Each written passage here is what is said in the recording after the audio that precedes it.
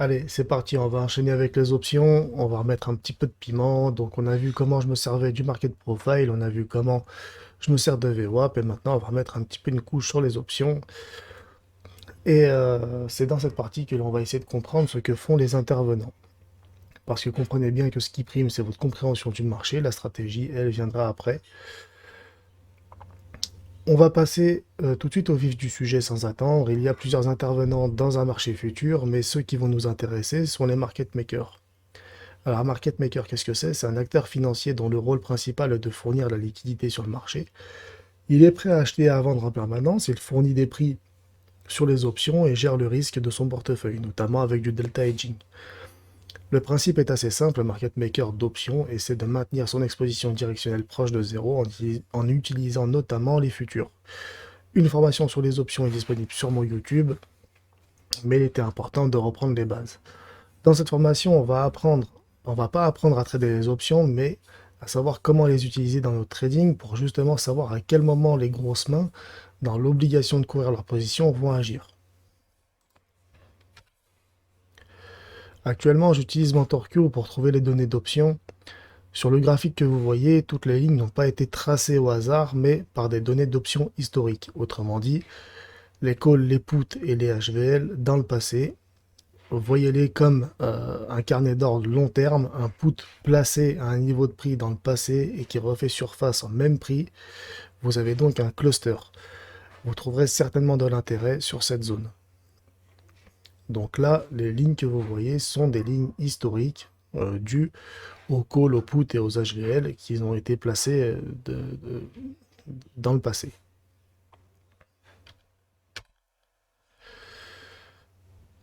Mettez en confluence cette donnée historique avec les données intraday et end of day. Donc ce sont les niveaux que nous voyons ici en couleur. C'est de cette manière que vous allez repérer les niveaux d'options à fort impact car l'intérêt y est toujours présent. Les niveaux d'options isolés sont jouables qu'à partir du moment où vous avez une confluence avec le market profile et VWAP. Dans le cas contraire, vous laissez tomber. Comme ce niveau-là qui a parfaitement bien réagi, qui était prenable si vous aviez eu un niveau market profile, une balance, une zone VWAP, etc., qu'importe. S'il n'y avait rien ici, on laisse couler. Il y avait certainement un niveau market ou quelque chose ici, mais là, le but de la vidéo, c'est de parler d'options, c'est pas de revenir sur ce dont on a parlé. Donc, on part du principe où on laisse couler ce trade. Donc, je vous donne les paramètres dans la vidéo, bien entendu. Voilà, vous avez donc la plateforme MentorQ qui est ici. Alors, mettez pause pour si vous avez besoin. Donc pour les gamma level intraday, donc là vous allez dans indicateur, vous sélectionnez gamma level intraday, je vous le sélectionne ici. Je vais vous mettre les réglages. Voilà, et vous faites juste une pause et vous les notez. Exactement pareil ici, vous laissez juste cocher ce que j'ai mis, vous décochez absolument tout, vous faites tout pareil et vous faites OK. Ensuite, vous sélectionnez dans l'indicateur pareil, conversion.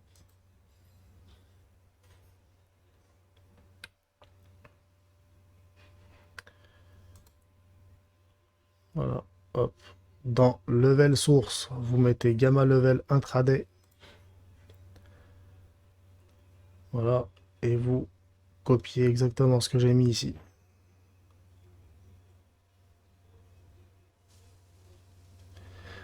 Ici, ce sont les contrats futurs.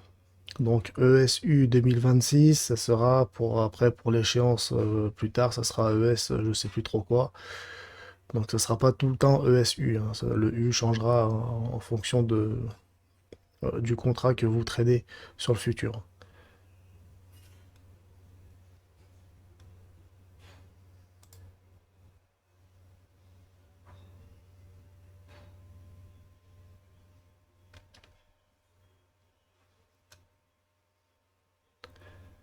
Voilà. Vous laissez tout cocher, ce que j'ai mis, et vous laissez décocher le reste.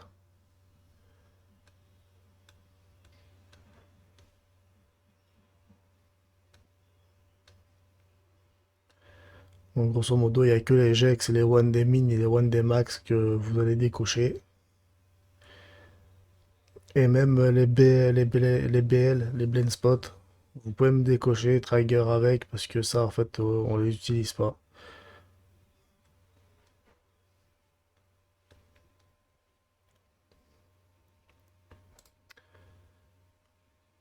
Ensuite, vous allez sélectionner dans vos indicateurs Gamma Level End of Day.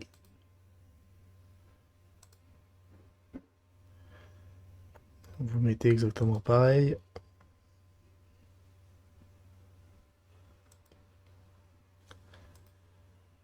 Et ensuite, Gamma Level History End of Day. C'est sur celui-ci où je choisis les clusters, justement, des options. Donc vous voyez que mes lignes en fait sont tracées en fait sur des clusters. Vous voyez qu'ici, à cette date-là du 26 août, on avait eu un coup de support qui est revenu par la suite. Alors attendez, pourquoi on me laisse le 26? Ah non, voilà. Rien à voir. Le 6 août, qui est revenu le 11 août, qui est revenu le 12 août, qui est revenu le 18 août, qui est revenu le 19 août. Et après, on avait un HVL,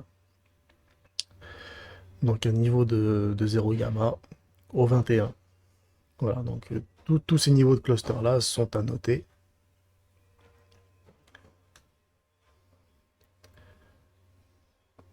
Hop, que je ne m'éparpille pas, je vous laisse les réglages. Donc là, pareil, vous mettez, il n'y a rien à mettre.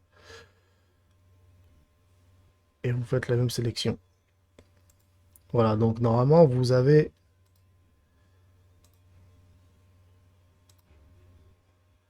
4 indicateurs, donc gamma level intraday, conversion, gamma level end of day, gamma level historique end of day. Voilà, sur MentorCube, ça doit vous donner ça. Ces niveaux-là, euh, je vous propose de les... alors je sais que c'est un travail fastidieux à faire, mais une fois que vous les avez fait sur MentorCube, que vous avez vos niveaux de cluster, etc., et vos niveaux d'options de la journée, tracez-les sur votre graphique où vous avez votre VWAP et votre market profile, etc. Justement pour bien voir en fait les zones de confluence que vous allez avoir en fonction de ce qu'on a vu par rapport au VWAP, par rapport au market profile. C'est très important. Alors c'est un sale boulot, mais je vous invite vraiment à le faire.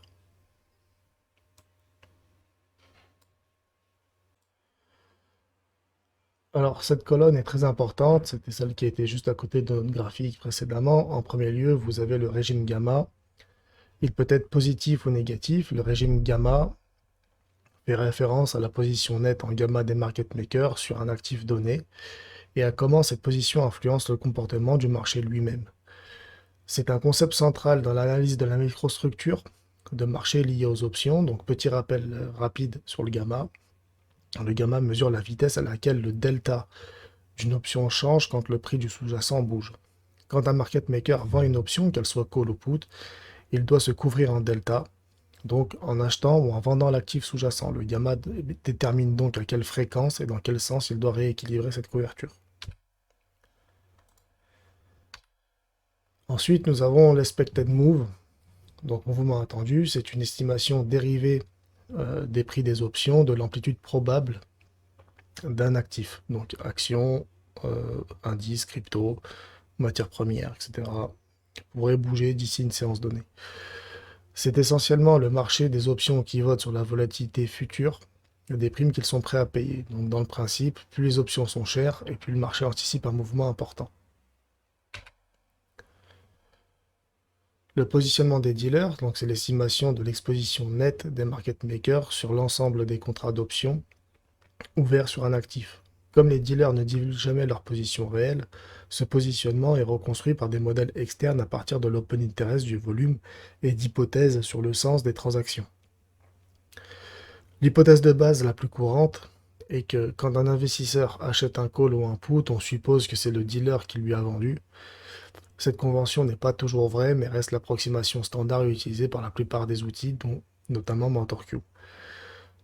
Le NetJex agrège le gamma de toutes les positions d'options ouvertes pondérées par l'open interest, c'est le signe supposé de la position du dealer, pour donner une exposition gamma net en dollars. Et le netdex mesure l'exposition delta quant à lui des dealers, c'est-à-dire combien d'actions les dealers doivent détenir ou vendre pour rester delta neutre sur l'ensemble de leur boucle d'options.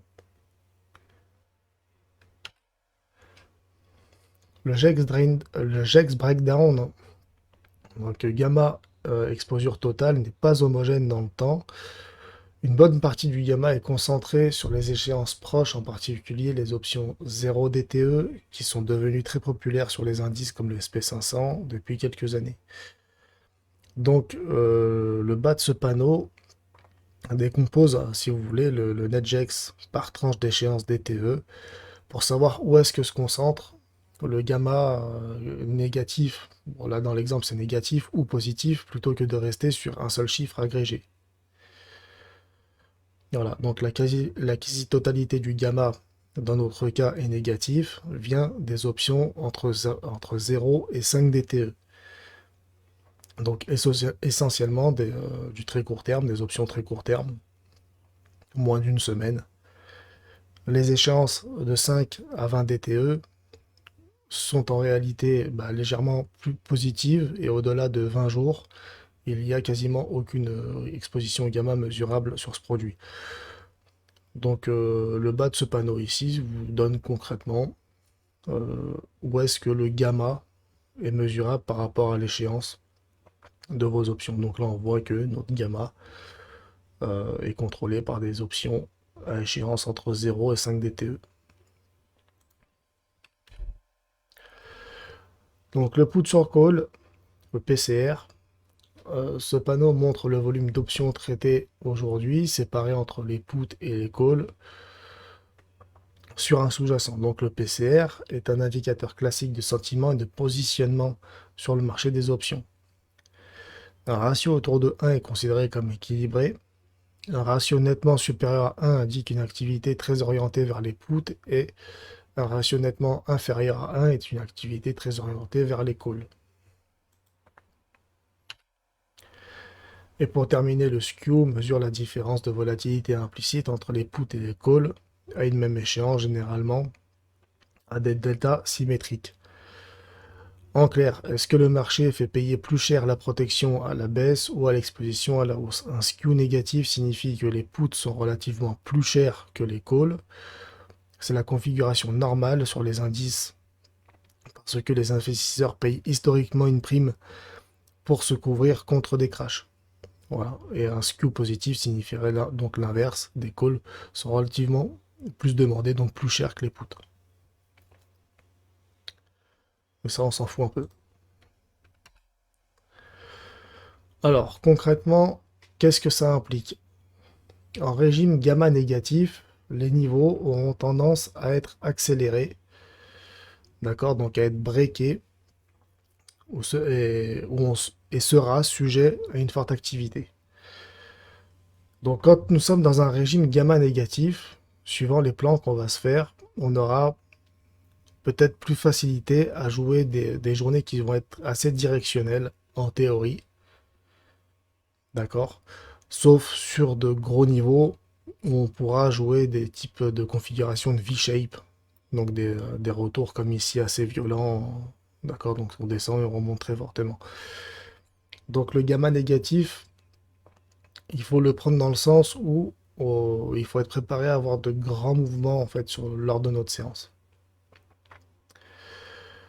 Tandis qu'en gamma positif, les niveaux seront déjà beaucoup plus soutenus. Alors c'est vrai et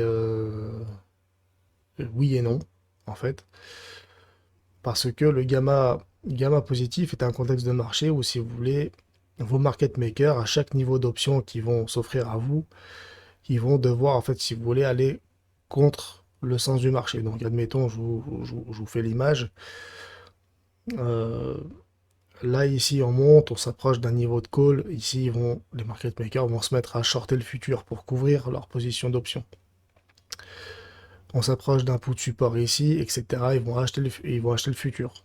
Voilà, etc., etc. À chaque niveau qui vont s'offrir à eux. Voilà, bon, pour couvrir leur exposition. Ça ne veut pas dire qu'en gamma négatif, ils ne le font pas. Gamma négatif, ils font exactement la même chose, hein, mais sauf que la couverture se fait dans le sens du mouvement. Donc, Quand on va s'approcher d'un niveau d'option, eh bien vos market makers, si vous voulez, ils vont appuyer ce mouvement au lieu de le soutenir. Donc on va chercher plutôt à breaker ce mouvement-là que d'avoir une force de soutien pour justement repartir de l'autre côté. Malheureusement, le gamma négatif est un contexte un peu pénible parce que, en fait, c'est que c'est un contexte violent dans lequel on va arriver sur un niveau, soit on va le breaker, soit on va en fait on va le rejeter mais très très fortement. En gamma positif, on le sait que le niveau va être soutenu. Donc on a beaucoup de moins de risques en fait si vous voulez d'appuyer sur un marché qui est sur un niveau de support car on sait que le market maker va soutenir ce niveau. Voilà, ce qui est un peu moins vrai en gamma négatif. Bref, vous comprenez donc que les niveaux d'options ne sont pas juste des niveaux tirés à la volée, mais bien des niveaux structurels et mécaniques. En effet, grâce à ces niveaux, nous savons où les market makers doivent hedger leur portefeuille par obligation d'intervention. Maintenant qu'on a tous nos niveaux pour jouer ce qu'on se disait au début, donc de la confluence de niveaux, remarquez que depuis le début du market profile au VWAP aux options, on n'a utilisé que des outils dits objectifs et non subjectifs. Et c'est pour cela que vous allez trouver des niveaux d'une grande pertinence. Voilà, donc je vais m'arrêter là, je pense qu'on a tout. Le prochain cours sera peut-être plus petit, je pense, donc on va parler du carnet d'ordre maintenant, parce que ce qui va nous intéresser, c'est de savoir comment rentrer en position. Donc ça, on va le faire au carnet d'ordre. Et une fois que le cours du carnet d'ordre sera fait, eh bien, on refera une vidéo, ce coup-ci, pour compiler bah, du coup tout ce qu'on a vu. Donc Market Profile, VWAP et les options avec du carnet.